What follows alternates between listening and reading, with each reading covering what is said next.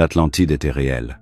Et ils ont tout fait pour que vous ne preniez jamais cette phrase au sérieux. La plus grande dissimulation n'a pas été une guerre ou un scandale, mais l'effacement d'une civilisation qui en savait trop. Pas seulement sur la Terre, mais sur la réalité elle-même. On vous a dit que c'était un mythe, une fable pour les philosophes et les rêveurs. Et si ces histoires n'étaient pas de la fiction, et s'il s'agissait d'avertissements, parce que plus on va en profondeur, plus tout commence à se connecter. Les ruines que nous ne pouvons pas expliquer, les symboles qui se répètent sans cesse, les sciences anciennes que nous prétendons redécouvrir toutes les quelques décennies. Rien de tout cela n'est dû au hasard.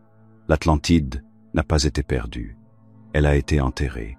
Non pas sous l'océan, mais sous des couches d'erreurs d'orientation, de dogmes et de peurs. Et les enseignements qu'ils ont laissés derrière eux, il ne s'agissait pas d'énigmes mystiques. C'étaient des instructions, un manuel sur le potentiel humain. Et ceux qui étaient au pouvoir le savaient. C'est pourquoi ils l'ont enterré. Parce que si vous saviez ce qu'ils savaient, vous ne regarderiez plus jamais ce monde de la même façon. Tout ce que l'on vous a appris sur les origines de la civilisation est à l'envers. L'histoire classique est simple. Les hommes étaient primitifs, puis ils ont lentement évolué, agriculture, outils, villes et finalement sciences modernes. Mais sous cette chronologie précise se cache un secret qui remet tout en question. L'Atlantide n'était pas un mythe, elle était le point d'origine. Pas seulement de la culture, mais de la conscience elle-même. Avant l'Égypte, avant Sumer, avant toute histoire enregistrée dont nous sommes autorisés à parler, il existait une société si avancée qu'elle pouvait manipuler l'énergie, le temps et la réalité avec une précision que nous ne comprenons toujours pas. Ils ont laissé derrière eux des indices, dispersés comme des miettes de pain à travers le monde antique. La précision des pyramides, les alignements astronomiques des structures mégalithiques. Des civilisations qui ont surgi soudainement, entièrement formées, avec des connaissances bien au-delà de ce qui aurait dû être possible à leur époque. Nous appelons cela un mystère. Mais en réalité, il s'agit d'un souvenir. Il ne s'agissait pas de réalisation indépendante. Il s'agissait d'échos de l'Atlantide, de fragments d'une science autrefois unifiée, transmis par les survivants, encodés dans l'architecture, les symboles et les traditions orales. On le voit dans les plans des villes anciennes, dans la géométrie sacrée des temples et des ziggourats, dans l'alignement obsessionnel sur les corps célestes. Il ne s'agissait pas de choix décoratifs, c'était de la technique, de l'ingénierie atlante manifestée. La géométrie n'était pas des mathématiques, c'était de la magie. Le langage n'était pas de la communication, mais de la résonance. L'art n'était pas esthétique, c'était de la technologie. Tout servait une fonction plus profonde, un code qui interférait avec le tissu de la réalité elle-même. Pensez à l'absurdité du fait que nous ne puissions toujours pas recréer la Grande Pyramide à l'aide d'équipements modernes. Nous ne savons toujours pas comment des sites comme Baalbek ou Pumapunku ont été construits avec des pierres pesant des centaines de tonnes, placées avec une précision chirurgicale. Nous haussons les épaules et disons « extraterrestre » ou « génie primitif ». Mais en réalité, nous ne sommes pas au sommet du développement humain. Nous sommes l'écho de quelque chose de plus grand. Nous avons hérité de ruines et nous nous sommes qualifiés de bâtisseurs. Nous avons découvert des pièces et nous nous sommes convaincus que nous étions les premiers à penser. Le savoir atlante n'a pas disparu, il a été démembré, démantelé et dispersé, morceau par morceau, de sorte que personne ne puisse plus jamais détenir l'image complète. Mais les fragments sont toujours là, cachés dans les mythes, les rituels, les sociétés secrètes et les symboles qui ornent les salles du pouvoir moderne. Nous avons juste oublié comment les lire. Et il y a une raison pour laquelle vous n'entendrez pas cela à l'école ou ne le verrez pas sur la chaîne Histoire. Certaines connaissances sont trop dérangeantes, trop dangereuses. C'est pourquoi nous avons créé quelque chose de différent. Si vous voulez aller plus loin, là où commence la véritable histoire, inscrivez-vous à notre lettre d'information gratuite, Insights Academy, en utilisant le lien dans la description. Nous partageons ce qui ne peut être dit ici. Pour une durée limitée, vous recevrez également un exemplaire gratuit du Kybalion. Il ne s'agit pas d'une quête de fantaisie. Il s'agit de la récupération d'un système qui cartographiait les étoiles et l'âme, qui considérait les êtres humains non pas comme des accidents aléatoires, mais comme des participants ingénieux à un dessein beaucoup plus vaste. L'Atlantide n'a pas influencé le monde antique. Elle l'a créé. Les Grecs, les Égyptiens, les Babyloniens n'ont pas inventé la métaphysique ou la loi sacrée. Ils en ont hérité, l'ont traduit, l'ont édulcoré et parfois déformé. Mais la source est restée. Et cette source était l'Atlantide. Et c'est là que les choses commencent à devenir inconfortables. Car si ce savoir a existé, et s'il a été préservé par quelques privilégiés au fil des siècles, cela signifie que notre culture moderne, notre science, nos religions, nos institutions n'est pas le fruit du progrès. Ce sont des déviations délibérées d'un système qui a déjà fonctionné. Nous n'avons pas évolué après l'Atlantide. Nous avons régressé. Et dès que nous commençons à l'accepter, c'est toute l'histoire de ce que nous sommes qui commence à s'effilocher. La plus grande tromperie jamais vendue à l'humanité n'était ni politique, ni économique, elle était spirituelle. On vous a enseigné que la conscience est un sous-produit de la biologie, que votre âme, si elle existe, est vague, mystique, inconnaissable. Mais les Atlantes ne voyaient pas les choses de cette façon. Pour eux, l'âme n'était pas une idée abstraite, c'était une science, une force, structurée et intentionnelle. Un être multidimensionnel soumis à des cycles d'apprentissage, d'évolution et de raffinement à travers le temps. Vous n'êtes pas né par accident. Vous avez été placé ici maintenant pour une raison. Et une fois que vous comprenez le système qu'ils ont décrit, toute votre perception de la réalité commence à changer. La cosmologie atlante était stratifiée. La réalité, disait-il, ne se résumait pas à la matière physique. Elle était vibratoire, stratifiée en dimensions, chacune avec ses propres règles, chacune jouant un rôle dans la formation de la conscience. Ce que nous appelons la mort n'était qu'un changement de fréquence. La vie était une école. La renaissance est le programme d'études. Le karma n'était pas une punition, mais une correction, destinée à vous ramener à l'équilibre avec la loi naturelle. Dans cette optique, l'univers n'est pas une machine froide. C'est un miroir vivant qui vous renvoie votre état d'être par le biais de l'expérience. Il pensait que le corps humain était un véhicule, un émetteur-récepteur de la conscience. Il n'en était pas la source. Tout comme une radio ne crée pas de musique, elle la reçoit. L'âme était le vrai moi, et le corps était son avatar actuel, jouant un rôle dans une histoire beaucoup plus longue. Et si c'est vrai, cela signifie que votre vie, vos luttes, votre douleur ne sont pas dénuées de sens. Ce sont des retours d'information, des invitations à évoluer. C'est là toute la différence. Alors que la science moderne vous dit que la conscience s'arrête à la mort, les Atlantes savaient que la mort n'était qu'une porte, et que l'âme ne cessait jamais de la franchir. Ils ont cartographié ce processus en termes précis. L'initiation n'était pas un rituel, c'était de l'ingénierie psychologique. L'alchimie intérieure qui consiste à dissoudre l'ego, à affronter l'ombre et à raffiner le moi pour le rendre conforme à la loi universelle. Leurs temples n'étaient pas seulement des lieux de culte, mais aussi des écoles, des laboratoires de l'âme.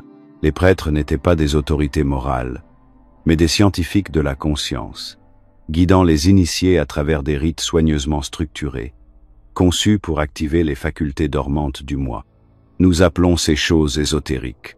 Nous les enveloppons de mysticisme et de mythes. Mais ce n'était pas le cas. Pour eux, la glande pinéale était une porte d'entrée. Le travail respiratoire, le son, le symbole, ce n'étaient pas des modes spirituels, c'étaient des outils. De la même manière que vous utilisez un microscope pour étudier les bactéries, ils utilisaient la conscience elle-même pour accéder à des plans de compréhension plus élevés. Projection astrale, la vision à distance, télépathie. Il ne s'agissait pas d'idées marginales, mais de discipline. Entraînez, pratiquez, maîtrisez, pensez-y. On vous a dit que la conscience est inconnaissable, que votre vie intérieure est un mystère. Et si ce n'était pas le cas, et si le schéma directeur permettant de la débloquer avait été écrit bien avant que nos sciences modernes ne le rattrapent, et si la raison pour laquelle nous n'en entendons jamais parler n'est pas qu'elle n'a pas fonctionné, mais qu'elle a trop bien fonctionné, vous voyez, la connaissance de l'âme n'est pas profitable. Elle rend ingouvernable. Vous cessez de craindre la mort. Vous cessez de rechercher la validation. Vous cessez de chercher un sens à l'extérieur de vous et commencez à le construire de l'intérieur. et cela vous rend dangereux pour le système. Parce qu'à partir du moment où vous réalisez que tout ce que vous êtes est déjà complet, déjà éternel, vous devenez impossible à contrôler. C'est le cœur de l'enseignement Atlante. Vous n'êtes pas ici pour survivre, vous êtes ici pour évoluer. Et le seul véritable échec, c'est de l'oublier. Dès que vous vous réduisez à la biologie, à la matière, au consommateur, vous avez déjà perdu le fil. Vous avez déjà quitté le chemin. Mais la bonne nouvelle, le chemin est toujours là. Enterré, peut être oublié, mais pas effacé. L'âme ne perd jamais sa carte, elle oublie seulement comment la lire. C'est pourquoi ces enseignements sont plus importants que jamais. Parce que dans un monde qui vous pousse à la distraction, à la déconnexion et à la dépendance, le système Atlante vous ramène au cœur, à la maîtrise intérieure, à la souveraineté personnelle. Et si ne serait-ce qu'une fraction de ce qu'il savait est vrai, alors l'avenir de l'humanité ne dépend pas de la construction de machines plus intelligentes, mais du souvenir de ce que signifie être pleinement humain. Et si tout ce que l'on vous a dit sur l'énergie était dépassé de par sa conception, la façon dont nous brûlons, extrayons et détruisons pour alimenter notre monde n'est pas une innovation, c'est du désespoir. Une civilisation qui fonctionne en mode survie. Mais les Atlantes ne fonctionnaient pas de cette façon. Ils ne brûlaient pas pour produire de l'énergie. Ils raisonnaient. Ils ne câblaient pas les circuits. Ils alignaient les champs. Ils avaient compris quelque chose que la science moderne commence seulement à redécouvrir. Que tout, la pensée, la matière, l'émotion, est fréquence. Et si vous contrôlez la fréquence, vous contrôlez la forme. C'était la base de leur technologie. Elle n'était pas mécanique. Elle était harmonique. Les cristaux n'étaient pas décoratifs. Ils étaient des banques de données, des amplificateurs, des stabilisateurs, d'énergie. Les mythes des cristaux géants, alimentant les cités atlantes, ne sont pas de la fantaisie. Ce sont des fragments de mémoire. Quartz, tourmaline, obsidienne. Chacun avait sa raison d'être.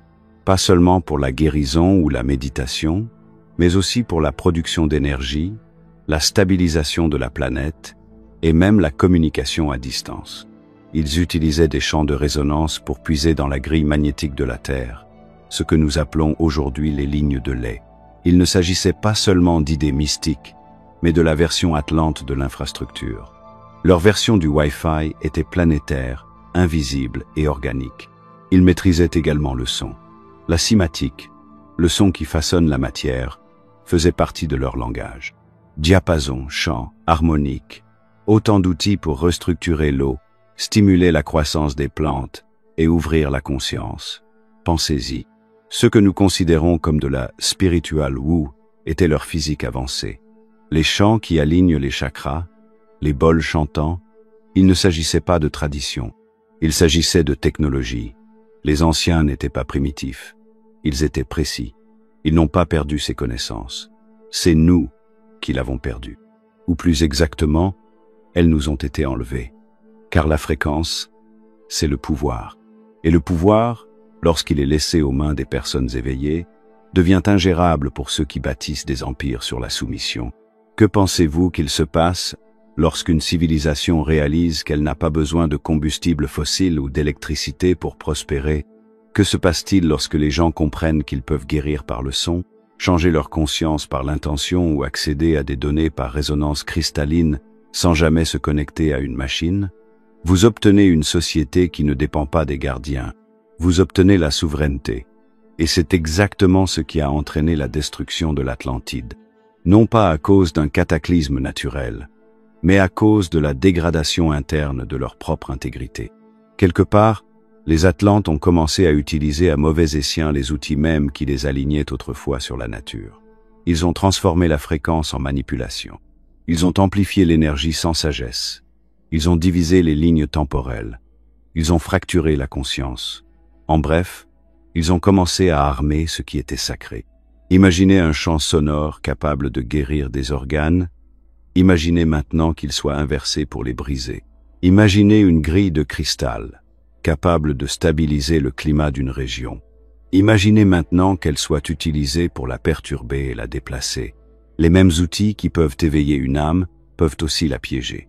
Telle est la véritable histoire de la chute de l'Atlantide. Il ne s'agissait pas seulement d'une inondation. Il s'agissait d'un effondrement spirituel. La technologie dépassant la sagesse. Le pouvoir dépassant la responsabilité. Cela vous rappelle quelque chose. Regardez autour de vous. Nous avons recréé la même dynamique. Nous construisons des machines plus rapides que notre éthique. Nous développons l'IA, mais nous ne nous connaissons pas nous-mêmes. Nous manipulons les émotions par le biais des fréquences médiatiques. Nous nous entourons d'un brouillard électromagnétique et nous nous demandons pourquoi nous sommes anxieux, malades et déconnectés.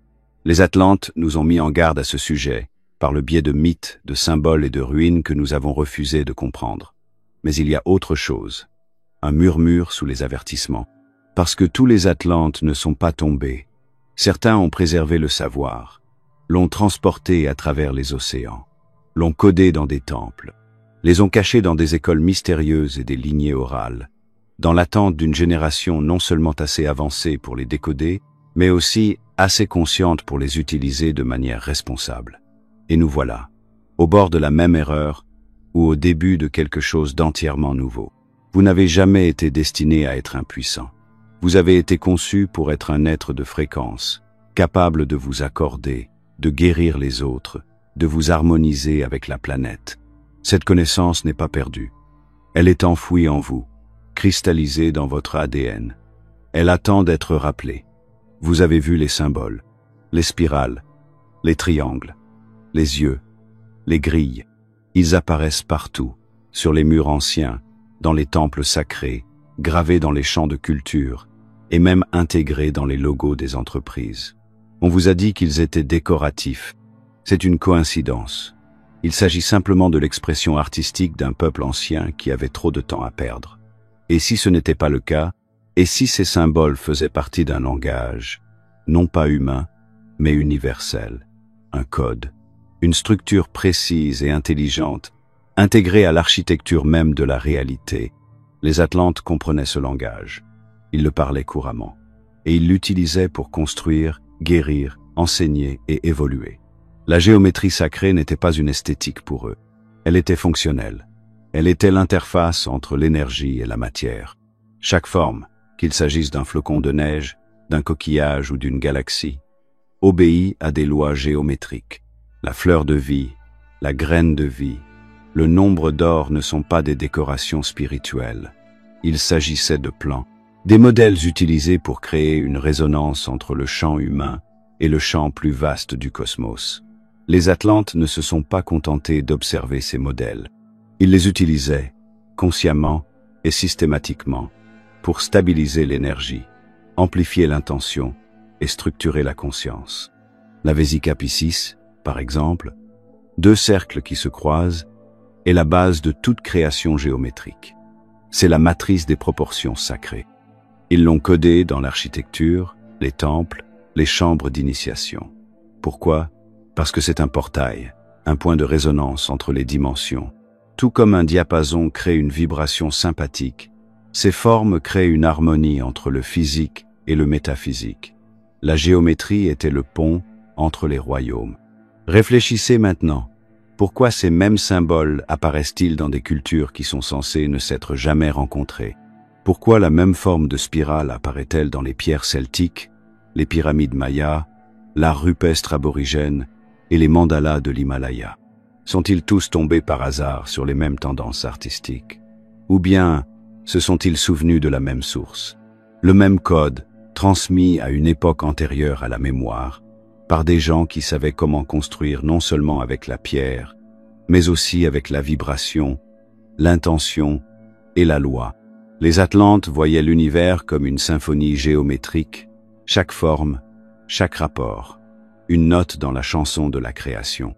Et lorsque quelque chose se désaligne, la solution n'est pas de le contrôler ou de le détruire, mais de le réaligner sur sa fréquence naturelle. La maladie, la dissonance, la maladie mentale ne sont pas des problèmes permanents. Ce sont des symptômes de désalignement, et la géométrie sacrée est l'une des clés du rétablissement de l'harmonie. Aujourd'hui, nous avons inversé la situation. Nous traitons les symptômes. Nous qualifions la dissonance de trouble. Nous utilisons des produits chimiques et des machines pour neutraliser les systèmes naturels du corps au lieu de travailler avec le code. Nous construisons des villes en ligne droite, ignorant les courbes et les spirales qui définissent la vie. Nous nous entourons d'une architecture qui déforme la résonance naturelle au lieu de l'amplifier. Il n'est pas étonnant que nous soyons malades, pas étonnant que nous soyons déconnectés. Nous avons perdu la carte. Mais cette carte existe toujours, pas seulement dans les temples anciens ou les glyphes encodés, mais en vous. Votre corps suit la géométrie sacrée. Votre ADN s'enroule en spirale avec phi. Les battements de votre cœur, votre respiration, vos ondes cérébrales fonctionnent tous selon des ratios que les Atlantes ont tracés il y a longtemps. Vous n'êtes pas séparés du code, vous en êtes fait. Et dès que vous commencez à le voir, à le ressentir, à vous réaligner sur lui, quelque chose se produit. La vie cesse d'être aléatoire. Des modèles émergent. La synchronicité augmente. La clarté revient. Parce que vous ne luttez plus contre le courant, vous vous déplacez avec lui. C'est ce que les symboles essayaient de vous dire, que l'univers n'est pas chaotique. Il est structuré, intelligent et vivant. Que la conscience n'est pas accidentelle, mais qu'elle a été conçue. Que la souffrance n'est pas permanente, c'est un désalignement. Et que la vérité n'est pas cachée, elle est codée dans tout, attendant que vous vous souveniez comment la lire. Les Atlantes n'ont pas inventé la géométrie sacrée. Ils s'en sont souvenus. Et maintenant vous pouvez en faire autant. L'Atlantide n'est pas tombée à cause d'un déluge. L'eau est arrivée plus tard. Ce qui l'a détruite, c'est quelque chose de bien plus dangereux, l'arrogance. Non pas celle que l'on trouve dans l'ego personnel, mais une arrogance collective. Une civilisation qui croyait maîtriser les lois de la nature à un point tel qu'elle n'avait plus besoin de les respecter. Voilà le véritable effondrement. Pas seulement des structures, mais de l'équilibre. Ils ont atteint le sommet du progrès technologique et spirituel, puis ont rompu le lien entre les deux. Ils ont oublié que le pouvoir sans la sagesse est une corruption déguisée. Pendant des générations, les Atlantes ont vécu dans l'alignement. Leur science était spirituelle, leur rituel était scientifique. Ils comprenaient l'énergie, la conscience et la loi naturelle comme un système unifié. Mais au fil du temps, cette unité s'est fracturée. Une classe d'élite a commencé à accumuler les connaissances. La technologie qui permettait autrefois d'élever la conscience a été réaffectée à des fins de contrôle. Les grilles de cristal qui équilibraient autrefois l'énergie planétaire ont été utilisées pour manipuler la météo, perturber les écosystèmes et centraliser le pouvoir. Les chambres sonores, autrefois utilisées pour la guérison, sont devenues des outils d'influence psychologique. L'initiation n'avait plus pour but la croissance intérieure, elle est devenue un système de contrôle pour maintenir la hiérarchie. La lumière était toujours présente, mais elle était enveloppée d'ombre. Ils ont commencé à croire qu'ils pouvaient surpasser la nature. Ils ont trafiqué les codes génétiques, ouvert des portails qu'ils ne comprenaient pas entièrement et manipulé des forces qu'ils ne pouvaient plus contenir. Et lorsque le système a commencé à se briser, ils ne se sont pas arrêtés. Ils ont redoublé d'efforts. L'effondrement final ne s'est pas produit en une seule fois, mais en cascade. L'instabilité énergétique a entraîné des changements environnementaux, une activité sismique et, finalement, un rééquilibrage planétaire si violent que les vestiges de leur civilisation ont été engloutis par l'océan et le temps. Mais ce n'est pas seulement de l'histoire, c'est une prophétie, parce que nous suivons le même chemin. Regardez autour de vous. Nous avons redécouvert des fragments de leur puissance, l'intelligence artificielle, l'informatique quantique, la manipulation des fréquences, mais sans le cadre éthique qui en assurait autrefois la cohésion. Nous fonçons vers l'innovation sans ancrage dans la sagesse. Notre technologie va plus vite que notre conscience. Nos machines évoluent tandis que notre intelligence émotionnelle stagne. Nous manipulons la biologie sans comprendre l'esprit. Nous exploitons la Terre sans honorer son intelligence. Nous traitons la vie comme des données et nous appelons cela le progrès. Nous n'avons pas besoin que l'Atlantide se relève. Nous la reconstruisons en ce moment même. Et pas dans des temples ou des îles, mais dans des serveurs, des satellites et des laboratoires de biologie synthétique. Nous créons le même déséquilibre, la même séparation d'avec la nature, la même illusion de contrôle. Et si nous n'y prenons pas garde, la chute ne viendra pas du ciel, elle viendra de l'intérieur. Mais l'intérêt de se souvenir de l'Atlantide n'est pas de romancer le passé, c'est de reconnaître l'avertissement. Ils ne sont pas tombés parce qu'ils étaient mauvais. Ils sont tombés parce qu'ils ont oublié.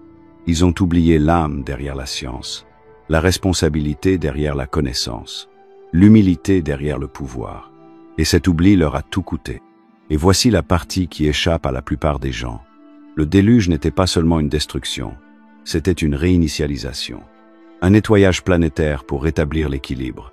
Il ne s'agit pas d'une punition, mais d'une correction. La loi naturelle rétablit toujours l'équilibre. Lorsqu'une civilisation s'éloigne trop de l'harmonie, la nature intervient, pas par méchanceté, mais par nécessité. C'est ce qui leur est arrivé. Et c'est ce qui pourrait nous arriver. Mais nous avons toujours le choix. C'est le don de la mémoire. Nous ne sommes pas obligés de le répéter. Nous pouvons intégrer les leçons au lieu de revivre les conséquences. Nous pouvons faire évoluer la technologie et l'âme ensemble. Nous pouvons récupérer ce qu'ils savaient, mais avec la conscience qu'ils ont perdu. Car le véritable héritage de l'Atlantide, ce ne sont pas les ruines ou les mythes, c'est la bifurcation. Et chaque génération doit choisir. Poursuivons-nous le pouvoir sans la sagesse, ou nous élevons-nous avec humilité, enracinés dans la vérité? L'une des voies mène à l'effondrement, l'autre mène à quelque chose que nous n'avons jamais vu auparavant. Non pas un retour à l'Atlantide, mais son évolution. Le monde moderne parle de l'éveil comme s'il s'agissait d'une esthétique, comme si le fait d'allumer de l'encens, de lire quelques citations et de méditer 10 minutes par jour vous rendait éclairé. Mais l'éveil n'est pas beau, c'est violent, c'est l'effondrement de tout ce qui est faux. Les Atlantes le savaient. Ils ne considéraient pas la conscience comme un mode de vie.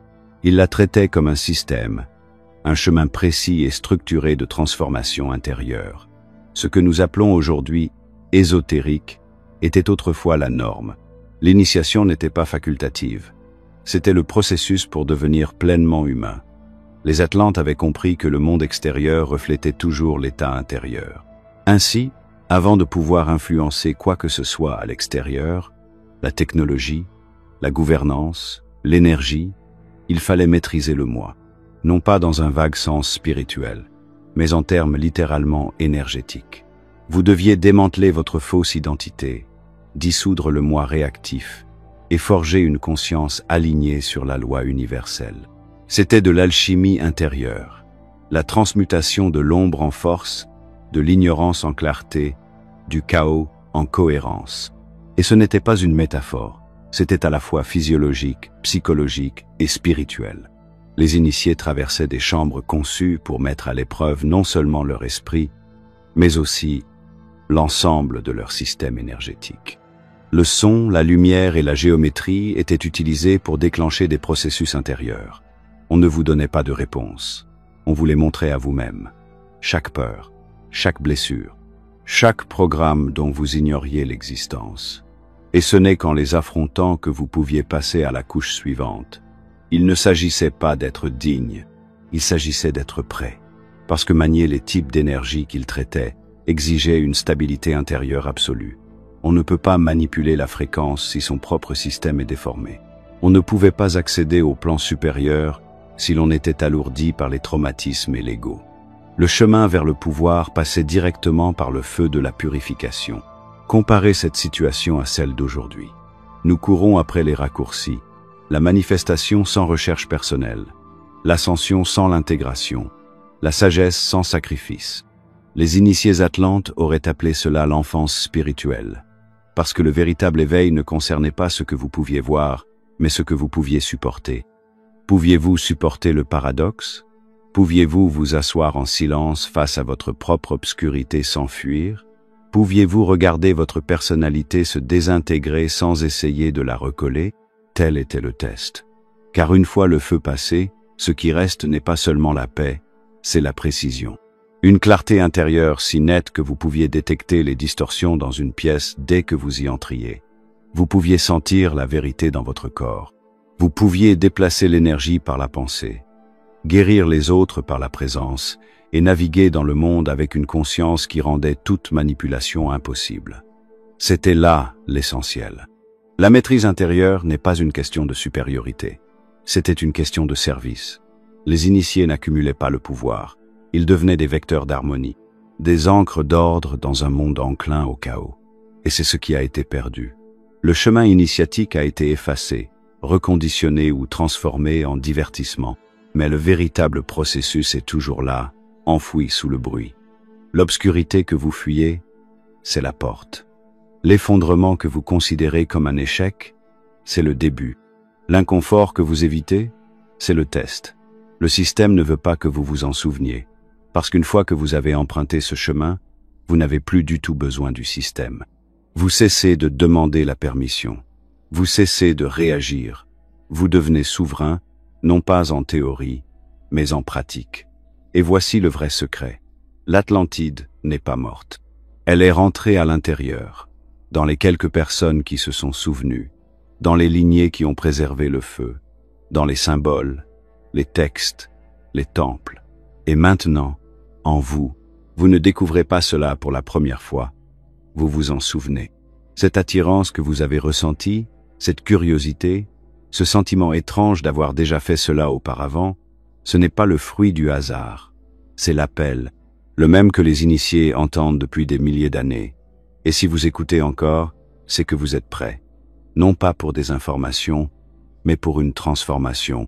Car ce souvenir de l'Atlantide n'a jamais été le but. Le devenir l'est. L'Atlantide n'a pas disparu. Elle s'est adaptée. Lorsque les inondations sont arrivées et que les villes se sont effondrées, le véritable héritage ne s'est pas perdu sous les vagues. Il a été transporté, encodé dans la culture, non pas par les gouvernements ou les universitaires, mais par des initiés, des vagabonds, des bâtisseurs de temples et des mystiques. Les survivants n'essayaient pas de préserver l'histoire. Ils protégeaient une technologie de la conscience trop puissante pour être laissée sans surveillance. Ils l'ont donc dispersée, morceau par morceau, à travers le monde, la cachant à la vue de tous, là où personne ne penserait à regarder. Et quelle ironie! Elle a fonctionné si bien en fait que la plupart des gens ne la voient toujours pas. Les anciens Égyptiens ne revendiquaient pas leur savoir. Ils parlaient du Zep-Tepi, le premier thème, un âge d'or antérieur à leur propre civilisation. Thoth, le dieu de la sagesse, était censé venir d'une terre située sous la mer. Il enseignait la géométrie sacrée, les sciences astrales et les lois de Ma'at, équilibre, harmonie, vérité. Qui était vraiment Thoth? Un initié atlante, un porteur de flammes, et il n'était pas le seul. Les Grecs ont fait remonter leur philosophie à l'Égypte et, à travers elle, à une source encore plus ancienne. Pythagore, Platon et Socrate n'étaient pas des inventeurs, mais des traducteurs. Pythagore a passé des années dans les temples égyptiens, apprenant les codes géométriques qui reflétaient le système atlante.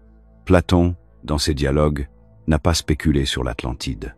Il a relayé un récit préservé, un récit qui, selon lui, provenait de Solon qu'il avait reçu de la prêtrise égyptienne. Ce n'était pas une fiction. Il s'agissait d'un compte-rendu, un avertissement enveloppé dans un mythe, parce que la vérité brute était trop dangereuse pour être publiée. Ces lignées n'ont pas disparu. Elles sont simplement devenues clandestines. Les textes hermétiques, les Rose-Croix, les Esséniens, les alchimistes, les francs-maçons, les mystiques soufis, les kabbalistes, les rishis védiques, tous portaient des fragments du code atlante, cachés dans des symboles, enveloppés dans des allégories, gardés par le secret. Pourquoi le secret? Parce qu'à chaque fois que cette connaissance est réapparue publiquement, elle a été chassée, brûlée, cooptée. Des religions ont été construites pour les remplacer. Des empires ont été créés pour les supprimer. Et lorsque la force brute n'a pas fonctionné, c'est le ridicule qui l'a emporté. Appelez cela de la mythologie, et les gens riront avant de regarder. Mais les symboles ne sont jamais partis. Vous pouvez les retrouver dans l'architecture de Washington, D.C. Vous pouvez les tracer dans les vitraux des vieilles cathédrales. Vous pouvez les décoder dans l'art de la Renaissance, les mandalas anciens et même les cartes de tarot. Ils ont été tissés dans l'arrière-plan de votre vie entière. Car ceux qui ont compris n'ont pas essayé d'effacer le système, ils l'ont simplement dissimulé sous une histoire. Les enseignements atlantes n'ont jamais été détruits. Ils ont été préservés par la culture. C'est peut-être pour cela que vous avez toujours été attiré par certaines images. Pourquoi certains symboles vous semblent familiers? même si vous ne savez pas pourquoi. C'est être pour cela que vous avez remis en question le monde qui vous entoure alors que d'autres l'acceptaient. Être que la raison pour laquelle vous êtes ici n'est pas la curiosité, mais la reconnaissance. Quelque part au fond de votre mémoire, de votre ADN, de votre structure énergétique, vous vous souvenez de la véritable histoire. Celle qui n'est jamais apparue dans les manuels scolaires, celle qui a survécu à travers vous. Car il ne s'agit pas d'une leçon d'histoire, mais d'une récupération, un assemblage de ce qui a été dispersé. Vous tenez le fil maintenant, le même qui s'est enroulé dans les temples, les parchemins, les chambres secrètes et les lignées sacrées. La question n'est pas de savoir si l'Atlantide a existé. La question est de savoir si vous vous en souviendrez avant qu'elle ne soit à nouveau enterrée. C'est le tournant. Les enseignements n'ont pas survécu pour la nouveauté. Ils ont perduré parce qu'ils sont fonctionnels, pratiques, révolutionnaires. Ils constituent un système d'éveil, encodé dans la structure même de votre réalité.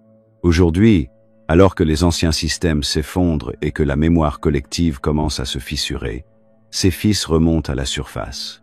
Non pas pour être étudiés, mais pour être vécus. Non pas pour être romancés, mais pour être activés. Les Atlantes ne sont pas morts avec leur temple. Ils vivent dans les symboles, dans les structures, dans les âmes qui n'ont jamais cessé d'écouter. Et si vous êtes toujours là, toujours à l'écoute, vous êtes être l'une d'entre elles. Être n'avez-vous jamais été destiné à lire l'histoire, vous avez été destiné à la poursuivre. Les enseignements n'ont jamais été destinés à rester enterrés.